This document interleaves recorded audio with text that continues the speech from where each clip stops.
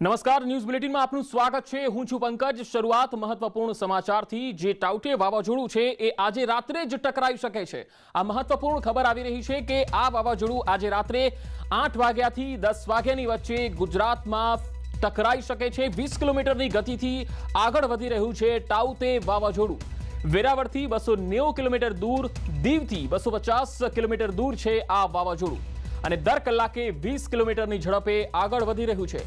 165 કિલોમીટરની ઝડપથી પવન ફૂંકાઈ શકે છે અને વધીને તે 185 કિલોમીટરની ગતિ પણ પકડી શકે છે। હવામાન વિભાગે આજે સવારે જે આગાહી કરી છે તે પ્રમાણે આ જે વાવાઝોડું છે એ વેરી સિવિયર સ્ટ્રોમ એટલે કે ખૂબ જ ગંભીર પ્રકારનું આ ભીષણ વાવાઝોડું કહી શકાય અને આજે સાંજ સુધીમાં ટકરાઈ શકે છે। દીવથી 250 કિલોમીટર દૂર છે ટાઉટે વાવાઝોડું। દીવથી દક્ષિણ પૂર્વમાં છે। 20 કિલોમીટરની ઝડપથી આગળ વધી રહ્યું છે અને પવનની જે ગતિ છે એ 185 સુધી જોવા મળી શકે છે। અંદાજે 1.5 લાખ લોકોનું અલગ અલગ વિસ્તારોમાંથી સ્થળાંતર કરવામાં આવી રહ્યું છે। ત્યારે એનડીઆરએફની 44 અને એસડીઆરએફની 10 જેટલી ટીમો તૈનાત કરવામાં આવી છે। આર્મી, નેવી અને કોસ્ટગાર્ડને પણ અહીંયા સ્ટેન્ડ બાય રાખવામાં આવ્યા છે। પીજીવીસીએલની 291 ટીમો અલગ અલગ વિસ્તારોમાં તૈનાત છે। હવામાન વિભાગની મોટી આગાહી। દરિયાકાંઠે ગ્રેટ ડેન્જરની આગાહી કરાઈ છે। ગ્રેટ ડેન્જર એટલે મોટો ખતરો। કાંઠા વિસ્તારોમાં મોટા ખતરાની આગાહી। એક મિનિટ ગુજરાત માટે મહત્વની છે, ખાસ કરીને દરિયાકાંઠાના એ તમામ જિલ્લાઓ માટે કે જ્યાં આ વાવાઝોડું સ્પર્શ કરી રહ્યું છે। આ વાવાઝોડું છે એ ઉના, જૂનાગઢ, ભાવનગર, પોરબંદર આ તમામ આસપાસના જે વિસ્તારો છે અને રાજકોટથી ઉના વચ્ચેના તમામ વિસ્તારો છે તેને પણ આ પ્રભાવિત કરી શકે છે। તો આ વાવાઝોડાને પગલે બંદરો પર એલર્ટના સિગ્નલો મૂકવામાં આવ્યા છે। રાજ્યના 18 બંદર પર ગ્રેટ ડેન્જર સિગ્નલ છે। ભાવનગર, દહેજ, મગદલ્લા, ભરૂચ, દમણ, દીવ, વેરાવળ, જાફરાબાદ, પીપાવાવ, વિક્ટર, પોરબંદર, ઓખા, સિક્કા, બેડી, નવલખી આ જે બંદરો છે ત્યાં ભયજનક સિગ્નલો લગાવાયા છે। ન્યૂ કંડલા, માંડવી અને જખૌમાં પણ ભયજનક સિગ્નલ લગાડવામાં આવ્યા છે। અમદાવાદમાં વાવાઝોડાની અસર છે। ઘણી જગ્યાએ વૃક્ષો ધરાશાયી થયા છે। ગઈકાલ સાંજે 6 થી 8 સુધી ભારે પવન ફૂંકાયો હતો અને તેમાં શહેરમાં જમાલપુર, બહેરામપુરા, મણિનગર અલગ અલગ વિસ્તારોમાં 15 થી વધારે વૃક્ષો ધરાશાયી થયા। પશ્ચિમ વિસ્તારમાં વૃક્ષો ધરાશાયી થયા હતા। ફાયરને વૃક્ષ ધરાશાયી થયાના ઘણા બધા કોલ્સ પણ આવ્યા। તો અમદાવાદમાં ગઈકાલથી જ વાતાવરણ પલટાયું છે અને ઘણા વૃક્ષો જે છે એ ધરાશાયી થઈ ગયા। અમદાવાદના અલગ અલગ વિસ્તારોમાં જમાલપુર, બહેરામપુરા, મણિનગર અલગ અલગ વિસ્તારોમાં 15 જેવી વધારે વૃક્ષો ધરાશાયી થયા।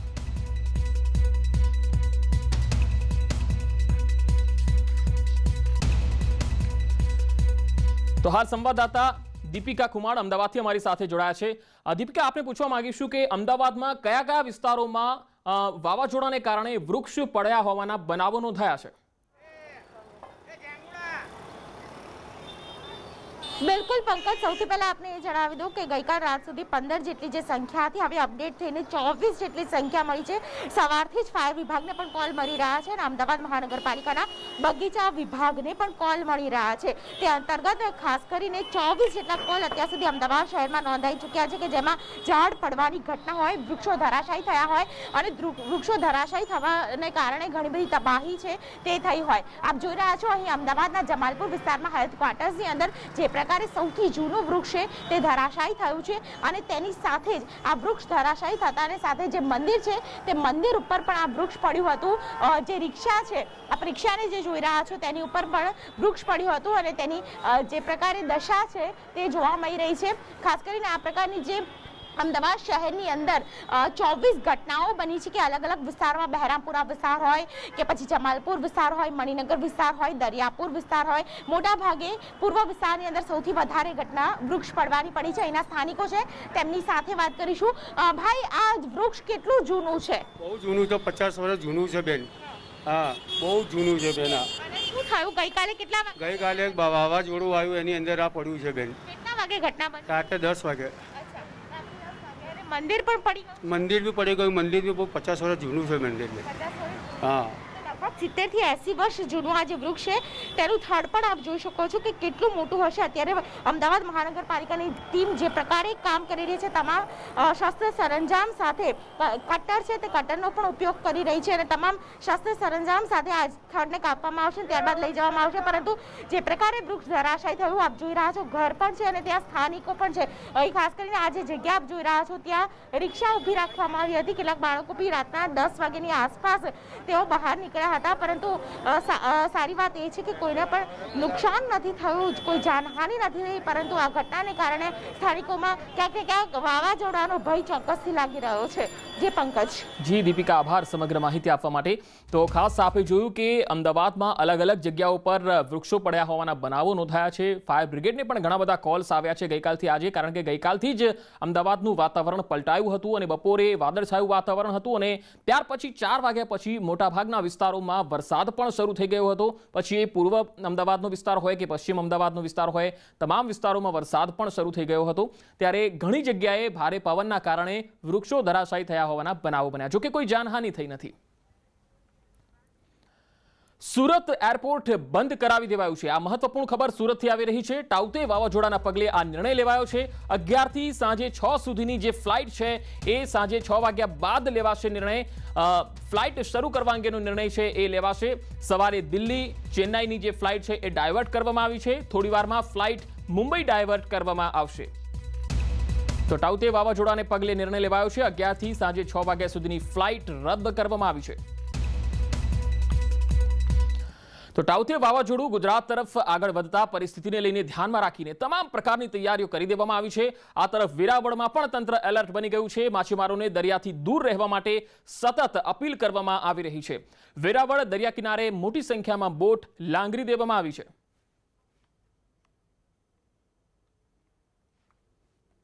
ગુજરાત પર તાઉતે વાવાઝોડાનું સંકટ છે તે મંડાઈ રહ્યું છે. તેને લઈને તંત્ર તો સજ્જ છે, પરંતુ સાથે જ સૌથી મોટા નુકસાનની ભીતિ પણ સાગરખેડૂ એટલે માછીમારી સમાજ અહીં વ્યક્ત કરી રહ્યું છે. કારણ કે જે માછીમારી કરવા માટે જતા હોય ખેડૂતો, સાગરખેડૂ, તો તેને સૌથી મોટું નુકસાન, કારણ કે બોટોને સૌથી મોટું નુકસાન થવાની વાત છે. તો સાથે જ કઈ રીતની વ્યવસ્થાઓ કરવામાં આવી રહી છે જાણવાનો પ્રયાસ કરશું. એના જે અગ્રણીઓ છે તેની વાત કરવાનો પ્રયાસ કરશું. તુલસીભાઈ, કઈ રીતની જે વ્યવસ્થાઓ કરાઈ છે, જે વેરાવળ જે બંદર છે, મને છે ગુજરાતનું સૌથી મોટું બંદર છે, કેટલી બોટોને અહીં આજ પાર્ક કરી દેવામાં આવી છે, કઈ રીતની વ્યવસ્થાઓ છે, અત્યાર સુધીમાં સરકાર તરફથી આપને શું હેલ્પ મળી છે? અત્યારે છેલ્લા 3 દિવસથી તંત્ર દ્વારા અમારી જે ફિશિંગમાં બોટો ગયેલી હતી એને પરત બોલાવવાની સૂચનાઓ મળી હતી. અમે 3 દિવસથી અમારી બોટો પરત બોલાવવામાં લાગેલા હતા. અત્યારે જે બોટો અમારી આવેલી છે એ બોટોને અમે લોકો અત્યારે બંદરમાં અંદર લઈ જવા માટે કરી અને 3 દિવસથી મહેનત કરી રહ્યા છે. જેટલી બોટો અંદર આવી શકતી હતી, એના સિવાય અમારી પાસે જે જગ્યા ન હોય એના અભાવે આજે અહીંયા બહાર એન્કર ઉપર લગભગ 500 જેટલી બોટો અમને રાખવાની ફરજ પડી છે, કેમ કે અમારી પાસે જગ્યા જ નથી. આજે અમે છેલ્લા 2 દિવસથી અમારી જે નાની બોટો હોય છે પિલાણા, એને બી પ્રાઇવેટ ક્રેનો અમારા સ્વખર્ચે બોલાવી અને એને ઉપર લઈ રહ્યા છે. આ તોફાનની આગાહી સાંભળીને જ અમે ખૂબ જ ચિંતામાં છે. જ્યારે ગયા વર્ષની વાત કરીએ તો અમારી વેરાવળની OBM IBM બોટને બહુ મોટું નુકસાન થયું હતું વાયુ વાવાઝોડાના કારણે. માત્ર એ વેરાવળની સામેથી પસાર થયું એટલું મોટું નુકસાન કર્યું હતું. ત્યારે આ ટોપટે નામનું જે વાવાઝોડું છે એ દીવ અને વેરાવળની આસપાસ સીધું આવે એવી ભેટી છે. ત્યારે અમારો જે કમાવા માટેના જે સાધનો છે, જે 500 જેટલા બહાર પડ્યા છે, એના સિવાયના અંદર જે અમારી બોટ પાર્ક કરેલી છે એને સૌથી મોટું નુકસાન થશે એવી અમને ભેટી છે. આજે વેરાવળની વાત કરીએ તો વેરાવળમાં લગભગ 4800 જેટલી બોટો કાર્યરત છે અને એમાં આજે મોટાભાગની બોટો અમારી પરત આવી ગઈ છે. આજે માછીમાર આગેવાનો અને માછીમાર સમાજના બધા લોકો ચિંતિત છે કે આ તોફાનથી અમને કેટલું મોટું નુકસાન થશે એના ભયમાં આજે રાત આખી બધા લોકો સૂયા નથી. આખી રાત સુધી બધા લોકોએ કામ કર્યું છે. આખી રાત, કારણ કે પોતાની જીવાદોરી સમાન તે પોતાની બોટ હોય છે, કદાચ પોતાના જીવ કરતાં પણ વધુ તે મહત્વ પોતાની બોટને કે પોતાની રોજગારી જે આપતીની વાત છે. બીજા પણ અગ્રણી વાત છે, વાત કરું છું. રમેશભાઈ, જે રીતે વાત કરીએ, અહીં જે કહેવાય છે કે પાર રાખવાની વ્યવસ્થા નથી, તેને લઈને પણ મોટું નુકસાન થવાની ભીતિ છે. કેટલું નુકસાન અત્યાર સુધીમાં થઈ શકે છે અને ભૂતકાળમાં આ પ્રકારના વાવાઝોડા અહીં આવ્યા હતા તો કઈ પ્રકારનું નુકસાન થયું હતું? અત્યારે જે 500 બોટું એન્કર ઉપર છે તે અત્યારે ભગવાન ભરોસે જ છે. જો વાવાઝોડું અહીંયા ટકરાયું તો આ 500 બોટુને 100% ઘણું નુકસાન થઈ શકે છે. વાયુ વાવાઝોડાએ જે એન્કર ઉપર બોટો હતી તેને ઘણું નુકસાન દીધું. એ ટાઈમે અહીંયા મંત્રી સાહેબ પણ આ વાયુ વાવાઝોડા તમે આવ્યા હતા. ફેસ તો અહીંનું વેરાવળનું જો અત્યારે આવી ગયું હોત તો આ 500 બોટ એન્કર. તો વેરાવળમાં જે બોટ છે એ કિનારે લાંગરી દેવામાં આવી છે. માછીમારોને પણ દરિયાથી દૂર રહેવા માટેની ચેતવણી આપી દેવામાં આવી છે અને તમામ માછીમારો આ સંદેશને ખૂબ જ સારી રીતે સમજી ગયા હોય એવું લાગે છે, કારણ કે વેરાવળની અંદર જ આ સૌથી વધારે તકલીફ બની શકે છે, કારણ કે અહીંયા દરિયો નજીક છે અને જે આગાહી છે એ પ્રમાણે વેરાવળનો દરિયા કિનારો જે છે એ પણ નજીક છે, ઉનાનો પણ નજીક છે, એટલે અહીંયા વધારે તકલીફ અથવા વધારે તબાહી થઈ શકતી હોય છે. વાત હવે આણંદની. આણંદમાં વાવાઝોડાને લઈને એલર્ટ આપવામાં આવેલું છે. એનડીઆરએફ અને એસડીઆરએફની ટીમ ખંભાત પહોંચી છે. રોલેજ અને ધુવારણમાં આ ટીમો સ્ટેન્ડ બાય રાખવામાં આવી છે. વાવાઝોડા સામે તંત્રની સંપૂર્ણ તૈયારી જોવા મળી રહી છે.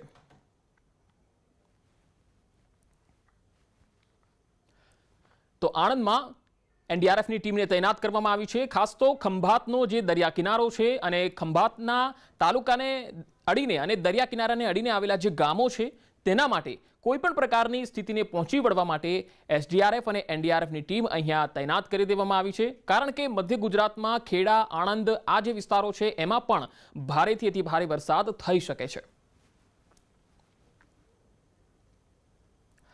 વાવાઝોડાની આગાહીના પગલે વલસાડમાં વહીવટીતંત્ર એલર્ટ મોડ પર છે. જિલ્લાના 70 કિલોમીટર લાંબા દરિયા કિનારાના 84 ગામોમાં એલર્ટ જાહેર કરાયું. સ્થાનિક અધિકારીઓની ટીમ સતત કાંઠા વિસ્તારની મુલાકાત લઈને પરિસ્થિતિ પર નજર રાખી રહી છે. જિલ્લામાં 108 એમ્બ્યુલન્સની ટીમ સ્ટેન્ડ બાય રાખવાના આદેશ આપવામાં આવ્યા. તો વલસાડ, પારડી અને ઉમરગામ સહિતના ઔદ્યોગિક વિસ્તારોના ફાયર બ્રિગેડની ટીમો પણ સ્ટેન્ડ બાય રખાઈ છે. અત્યારે પરિસ્થિતિ નિયંત્રણમાં છે, પરંતુ કોઈ પણ પરિસ્થિતિને પહોંચી વળવા માટે વલસાડનું તંત્ર સજ્જ છે. જિલ્લાના 70 કિલોમીટરના દરિયા કિનારા પર આવેલા 84 ગામોમાં 125 શેલ્ટર હોમ બનાવવામાં આવ્યા છે. જો કે જિલ્લાના 10 ગામો એવા છે જે એકદમ દરિયા કિનારાની ભયજક નજીક છે. એવા ગામોમાં સ્થળાંતર કરવાની પરિસ્થિતિ સર્જાઈ શકે છે. આથી આ ગામોમાંથી લોકોને સ્થળાંતર અને સલામત સ્થળે ખસી જવા માટેનું કહેવામાં આવી રહ્યું છે, પરંતુ લોકો સહયોગ નથી મળી રહ્યો. આથી એવા લોકોને પણ સમજાવવા માટેના પ્રયાસો થઈ રહ્યા છે. આમ વલસાડ જિલ્લામાં વહીવટી તંત્ર કોઈ પણ પરિસ્થિતિને પહોંચી વળવા માટે એલર્ટ મોડ પર છે અને સજ્જ છે. સાથે જ જિલ્લાની દરિયા કિનારા વિસ્તારમાં જિલ્લાના ઉચ્ચ અધિકારીઓની ટીમો સતત પેટ્રોલિંગ અને મુલાકાત લઈ રહી છે અને પરિસ્થિતિનું નિરીક્ષણ કરી અને જે સમીક્ષા કરી રહ્યા છે અને જરૂરી સૂચનો આપી રહ્યા છે. ભરતસિંહ વાઢેર, ન્યૂઝ 18 ગુજરાતી, વલસાડ. આગળ વધુ સમાચારો પર નજર કરીશું. હાલ રોકાઈશું એક નાનકડા વિરામ માટે.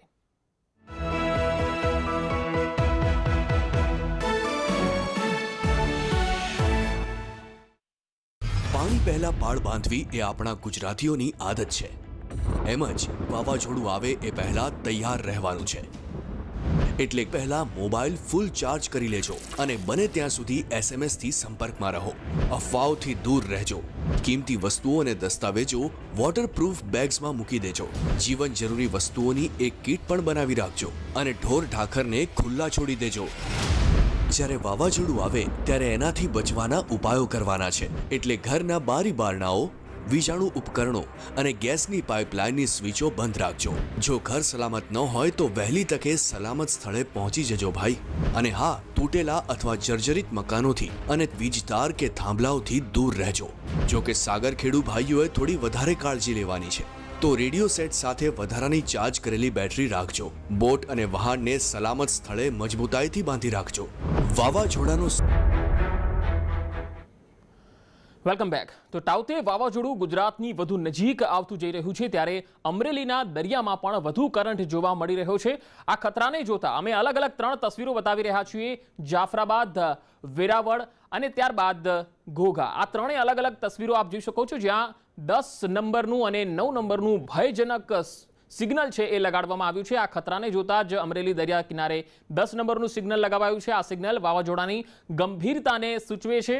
તાઉતેની જેમ જેમ નજીક આવતું જઈ રહ્યું છે તેમ તેમ આ સ્થિતિ વધારે ભયાવહ બને એવી ભીતિ છે. તંત્ર દ્વારા પણ લોકોને દરિયાથી દૂર રહેવાની અપીલ કરાઈ છે અને સાથે નીચાણવાળા વિસ્તારમાં વસતા લોકોને સલામત સ્થળે ખસી જવાનું કહેવામાં આવ્યું છે. ગીર સોમનાથના દરિયામાં પણ કરંટ જોવા મળ્યો. દરિયામાં ઉછળી રહ્યા છે ઊંચા મોજા. હજુ વધારે તોફાની બની શકે છે દરિયો. વાવાઝોડું નજીક આવતા દરિયો ગાંડોતૂર બની શકે છે.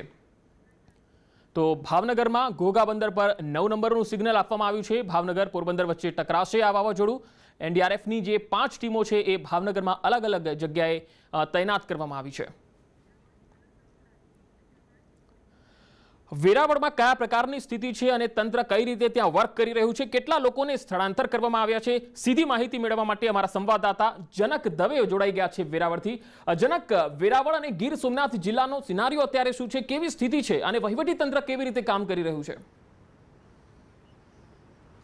પંકજ, પહેલાં હું આપને દ્રશ્યો બતાવીશ કે અત્યારે હું વેરાવળના સમુદ્ર તટ ઉપર છું અને અત્યારે આપ જોઈ શકો છો મોજાઓની અંદર કરંટ જોવા મળી રહ્યો છે. ઊંચા ઊંચા મોજાઓ ઉછળી રહ્યા છે અને આનાથી પણ વધુ મોજા ઉછળશે, કારણ કે હવે જે નવી જે ફોરકાસ્ટિંગ થયું છે એ પ્રમાણે કે પહેલાં મોડી રાત્રે આજે સાયક્લોન ટકરાવવાનું હતું, પરંતુ હવે આજે રાત્રે 8 વાગ્યાથી લઈને 11 વાગ્યા સુધીનો સમય આપવામાં આવ્યો છે, જ્યાં પોરબંદરથી લઈને ભાવનગરના મહુવા સુધીનો પેચ છે. ને હું જે જગ્યાએ છું, ખાસ કરીને જે પિંક ફોરકાસ્ટિંગ લાઇન છે એ વેરાવળની ઉપરથી પાસ થઈ રહી છે, એટલે કે આ જગ્યાએથી જે સૌથી તાકાતવર વાવાઝોડું જે કહી શકાય, જે વખતે એની સ્પીડ છે 160 કિલોમીટર પ્રતિ કલાકની હશે, એટલે અંદાજ લગાવી શકાય કે કેટલા ભયજનક પરિસ્થિતિ હશે, કારણ કે આસપાસના વિસ્તારોમાં લાઇટ હાઉસ છે અને બાકીની જે પોર્ટ છે ત્યાં જગ્યાએ 10 નંબરનું ભયજનક સિગ્નલ લગાવવામાં આવ્યું છે. એ જ અંદાજ લગાવી શકાય કે આ વિસ્તારમાં હિટ થઈ શકે છે અને સૌથી વધારે જે નુકસાન આ જ વિસ્તારમાં થઈ શકવાની સંભાવનાને લઈને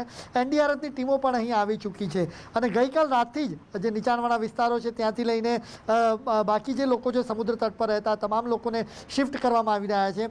ઓવરઓલ આખી ગુજરાતની વાત કરીએ તો રાજ્ય સરકારના દાવા પ્રમાણે લગભગ 1.5 લાખ લોકોને અત્યાર સુધી સુરક્ષિત જગાઓ પર પહોંચાડવામાં આવ્યા છે ને કેટલાક લોકોને પહોંચાડવામાં આવી રહ્યા છે, કારણ કે બપોર પછીની પરિસ્થિતિ આ વિસ્તારમાં સારી નહીં હોય એ પ્રકારનો એક અંદાજ છે, કારણ કે વરસાદ શરૂ થઈ ચૂક્યો હશે. અત્યારે વેરાવળથી 290 કિલોમીટર દૂર વાવાઝોડું બતાવવામાં આવી રહ્યું છે અને જેમ જેમ નજીક આવશે એમ આસપાસના વિસ્તારોમાં એની જે પ્રી સાયક્લોનિક સિસ્ટમ છે એ જોવા મળશે અને અહીં ભારે વરસાદ અને તેજ હવાઓ જોવા મળી શકે છે. અત્યારે પરિસ્થિતિ સામાન્ય લાગી રહી છે, ખાલી સમુદ્રની અંદર જે મોજાઓ છે એની અંદર અત્યારે કરંટ જોવામાં આવી રહ્યો છે. તો બીજી તરફ રાહત બચાવ, કારણ કે સરકારનો એક સૂત્ર આપ્યું છે સરકાર દ્વારા કે 0 કેઝ્યુઅલ્ટી સાથે આગળ વધવું અને એ જ પ્રમાણે એ દિશામાં એક બ્લુ પ્રિન્ટ બનાવવામાં આવી છે ને એ મુજબ જ તમામ જિલ્લા અધિકારીઓ છે અને જિલ્લા કલેક્ટર છે એમને આ પ્રકારે બ્લુ પ્રિન્ટ પ્રમાણે જ કામ કરવાનો આદેશ આપવામાં આવ્યો છે.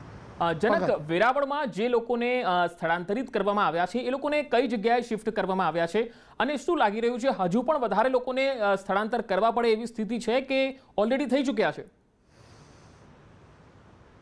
હજી પણ કેટલાક લોકો હઠાગ્રહ સાથે પોતાના ઘર ખાલી નથી કરાયા, એ એક સૌથી ચિંતાની વાત છે.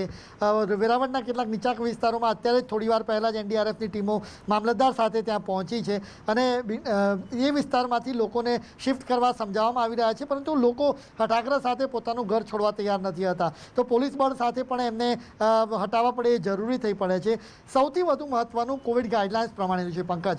કોઈપણ વ્યક્તિને શેલ્ટર હોમમાં મોકલવામાં આવશે તો ચોક્કસ શેલ્ટર હોમમાં વધુ વ્યક્તિઓ સામેલ હશે અને અત્યારે કોવિડ ગાઈડલાઇન્સ પ્રમાણે 100થી વધારે કે 50થી વધારે લોકોને એક જગ્યાએ ભેગા કરવા જોખમી સાબિત થઈ શકે છે. તો એના માટે થઈને સરકારે પ્લાન કર્યો કે પહેલાં જ એ લોકોના એન્ટીજન કોવિડ ટેસ્ટ કરવામાં આવે ને જે પોઝિટિવ પામવામાં આવે એને આઇસોલેશન વોર્ડમાં અલગ મૂકવામાં આવે ને બાકી લોકો જે નેગેટિવ છે એમને શેલ્ટર હોમમાં મૂકવામાં આવે. તો શેલ્ટર હોમ કેવા હોય છે તો પાકા મકાનો, તો જેટલી આસપાસના વિસ્તારોમાં જે કમ્યુનિટી હોલ છે અથવા સ્કૂલ છે, હું છું એની બિલકુલ પાસે એક સ્કૂલ છે, એ સ્કૂલને પણ શેલ્ટર હોમ તરીકે બનાવવામાં આવ્યું છે. બપોર સુધીમાં લોકોને ત્યાં લાવવામાં આવશે. તો આ પ્રકારે જેટલા પણ જે પાકા મકાનો છે, કમ્યુનિટી હોલ, સ્કૂલ પૈકીના જે અત્યારે ખાલી છે એ વિસ્તારોમાં લોકોને અત્યારે શિફ્ટ કરવામાં આવી રહ્યા છે. જી જનક, આભાર સમગ્ર માહિતી આપવા માટે. તો ગીર સોમનાથમાં કાંઠા વિસ્તારમાંથી સ્થળાંતર કરવામાં આવેલા છે લોકોને, લગભગ 100 જેટલા પરિવારોને સુરક્ષિત સ્થળે ખસેડવામાં આવ્યા છે. અત્યાર સુધીમાં 3000 લોકોનું સ્થળાંતર થઈ ચૂક્યું છે. સેવાભાવી સંસ્થાઓ પણ આ લોકોની વહારે આવી છે. અને હવે વાત જામનગરની. જામનગરમાં કાંઠાના વિસ્તારોમાં એનડીઆરએફની ટીમો તૈનાત કરવામાં આવી છે, જે કોઈ પણ પરિસ્થિતિને પહોંચી વળવા માટે તૈયાર છે. અત્યાર સુધી કાંઠાના વિસ્તારોમાંથી 23 ગામના 2000 લોકોનું સ્થળાંતર કરાયું છે. અસરગ્રસ્તો માટે 232 આશ્રય સ્થાન તૈયાર કરવામાં આવેલા છે.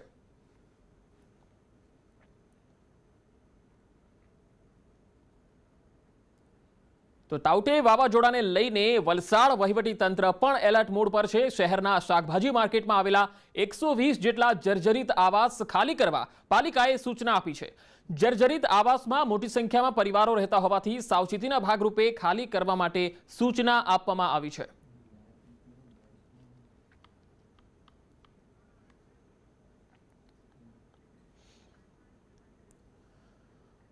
રાજકોટના ધોરાજીમાં તાઉતે વાવાઝોડાની અસર જોવા મળી। ગઈકાલે રાત્રિથી વાતાવરણમાં પલટો આવી રહ્યો છે। વાવાઝોડાને પગલે વહીવટી તંત્ર પણ સજ્જ બની ગયું છે। નાયબ કલેક્ટર કચેરીએ કંટ્રોલ રૂમ શરૂ કરવામાં આવ્યો છે। ધોરાજી ભાદરકાંઠાના ગામોમાં તકેદારી રાખવામાં આવી છે। જે રીતે તોકતો વાવાઝોડાને લઈને તંત્ર અત્યારે ચિંતિત બન્યો છે, જે અત્યારે આપણે ધોરાજીના અંદરના ભાદર 2ના અંદરમાં આપણે અહીંયા ઉપસ્થિત છે, તે અત્યારના જે નીચાણવાળા વિસ્તારો છે તેને મામલતદાર દ્વારા, ટીડીઓ દ્વારા અને ચીફ ઓફિસર દ્વારાથી અત્યારે એ લોકોને સલામત જગ્યાએ ખસેડવામાં આવ્યા છે। અને ખાસ કરીને વાત કરવામાં આવી કે જે અત્યારે પવનની ગતિ છે તે અત્યારે પવનની ગતિ તેજ થઈ રહી છે, તે અત્યારે જે નીચાણવાળા વિસ્તારો છે, તે નીચાણ વિસ્તારોના જે લોકો છે તેને જે તંત્ર દ્વારા તેને સેફ જગ્યા માટે લઈ જવામાં આવ્યા છે, સ્થળાંતર કરવામાં છે। તે વાત કરવામાં આવે કે ધોરાજીના ગામો છે, તે ભાદરના ગામો જે છે, ધોરાજીના ગામો એ ભોરા છે, સુપેરી છે, છાડવાવદા છે, તે ગામોના જે લોકો છે તેને સ્થળાંતર કરવામાં આવ્યા છે। એ સાવચેતીના પગલાંને તંત્ર દ્વારા અપીલ કરવામાં આવી છે કે ઘરની બહાર કામ વગર ના નીકળવું જોઈએ। વાવાઝોડાનું જે ચિંતિત વાવાઝોડો છે તે અત્યારે તંત્ર અત્યારે એલર્ટ થઈ ગયું છે અને સતત તંત્ર અત્યારે ધી રાઉન્ડ કરી રહ્યું છે। મુનાફ બકાલી, ન્યૂઝ 18 ગુજરાતી, ધોરાજી। તો આપે ધોરાજીના પણ અહેવાલ સાંભળ્યા કે જેમાં ગામડાઓના લોકોને સ્થળાંતર કરવામાં આવી રહ્યા છે। આજે રાત્રે જ આ વાવાઝોડું ટકરાવાનું છે અને હવામાન વિભાગની આજની લેટેસ્ટ ફોરકાસ્ટ પ્રમાણે આજે રાત્રે 8 થી 11 વાગ્યાની વચ્ચે આ વાવાઝોડું ટકરાશે। 20 કિલોમીટરની ગતિથી આ વાવાઝોડું આગળ વધી રહ્યું છે। તાઉતે વાવાઝોડું જે દર 1 કલાકે 20 કિલોમીટરની ગતિથી આગળ વધી રહ્યું છે। વેરાવળથી હવે 260 કિલોમીટર દૂર છે, દીવથી 220 કિલોમીટર દૂર છે, દર કલાકે 20 કિલોમીટરનું અંતર કાપીને આગળ વધી રહ્યું છે। 165 કિલોમીટરની ઝડપથી તો પવન ફૂંકાશે, પણ જ્યારે આ વાવાઝોડું ટકરાશે ત્યારે પવનની ગતિ 185 સુધી પણ જઈ શકે છે।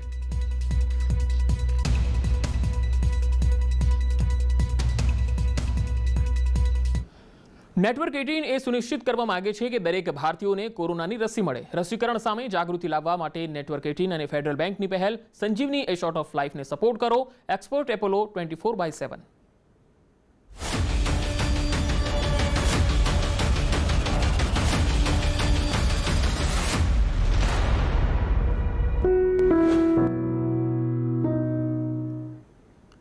તો આ બુલેટિનમાં અત્યારે આટલું જ, પરંતુ વાવાઝોડાની પડે પડની ખબર માટે આપ જોડાયેલા રહો ન્યૂઝ 18 ગુજરાતી સાથે। નમસ્કાર।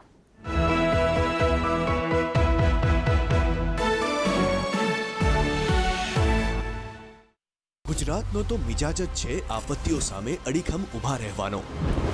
બસ કંઈક એવી જ રીતે સુસજ્જ છે ગુજરાત તાઉતે વાવાઝોડાનો સામનો કરવા। એનડીઆરએફની ટીમો અને 10 રાજ્ય સરકારની એસડીઆરએફની team, fire brigade, police, coastguard અને જરૂર પડે તો સ્ટેન્ડ ટુ આર્મી, એરફોર્સ અને નેવી પણ આપણે મદદ કરશે। કોવિડ હોસ્પિટલોમાં વીજ અને ઓક્સિજન સપ્લાય ન અવરોધાય એ માટે વિશેષ કાળજી। વીજળી, પાણી, માર્ગ વ્યવહાર અને કમ્યુનિકેશન ન ખોરવાય એ માટે પૂરતું આયોજન। રાજ્ય અને જિલ્લા કક્ષાએ નાગરિકોની સેવામાં સતત કાર્યરત છે કંટ્રોલ રૂમ। સરકારના પ્રયત્નો, નાગરિકોની સજાગતા અને સેવાભાવી સંસ્થાઓની સહાય જ તાઉતે સામે તાકાત બનશે। આ વાવાઝોડાના સંદર્ભમાં 0 કેઝ્યુલિટી, એટલે કે એક પણ વ્યક્તિનું વાવાઝોડાના કારણે મૃત્યુ નહીં થવું જોઈએ। વાવાઝોડાનો સામનો કરવા સજાગ રહીએ, સુસજ્જ રહીએ।